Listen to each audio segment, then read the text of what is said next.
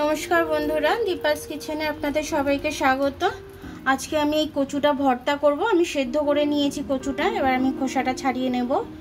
আর কটা শুকনো লঙ্কা নিয়ে নিয়েছি, এখানে আমি তেলের মধ্যে দিয়ে দিলাম। ওটা হয়ে গেলে আমি পেঁয়াজটা আধ কাঁচা করে ভেজে নেব।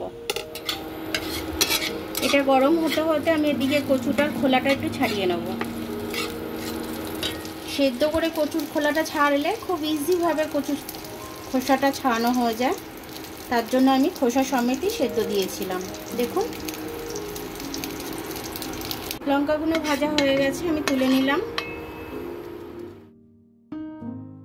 পেঁয়াজটা আমি আধ কাঁচা করে ভেজে নেব, যাতে মুখে পড়লে একটু ট্যাচ করে।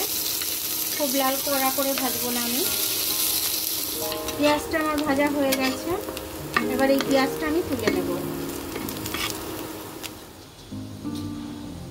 নুনটা দিয়ে দিলাম, মনে হচ্ছে একটু বেশি হয়েছে। লঙ্কাটা আমি ডলে নেব।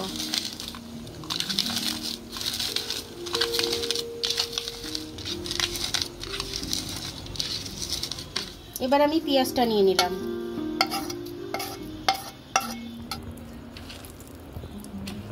এবার আমি ভালো করে মেখে নেবো। একটু ধনেপাতা কুচি দেবো এর মধ্যে। আমি এটার মধ্যে একটু ধনেপাতা দিয়ে দেবো। ধনেপাতার সেন্টটা এর মধ্যে এসে গেলে খুব সুন্দর লাগবে খেতে। ধনেপাতাটা দিয়ে আমি আর একটু ভালো করে মেখে নেব। জ্বরের মুখে তো একদম খুব ভালো লাগবে। আমার তো কদিন ধরে খুব সর্দি জ্বর হয়েছে। এইসব ভর্তা ফর্তা খেতে আমার ভীষণ মন করছে। শুধু মনে হয় শুধু ভর্তা হলেই আমার খাওয়া হয়ে যাবে, আর কিচ্ছু লাগবে না আমার। গুঁড়ি কচু দিয়ে আমি এই ভর্তাটা করেছি। ঘরে আর কিছু ছিল না, গুঁড়ি কচুই ছিল আমার ঘরে। তো আমি ভর্তা খাবো ভাবছি, কি করে খাবো ভেবে পেলাম না। লাস্টে গুঁড়ি কচুটাই আমি প্রেসারে সেদ্ধ করে আমি এটা দিয়ে ভর্তা করে নিলাম। এটা দিয়েই আমি এক থালা ভাত খেয়ে নেবো। আমার আর কোনো তরকারিপত্র কিচ্ছু লাগবে না।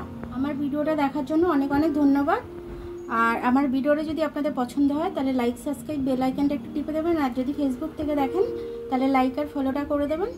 আবার কাল দেখা হবে নতুন রেসিপির সাথে। ততক্ষণ আপনারা ভালো থাকবেন, আমি আসছি।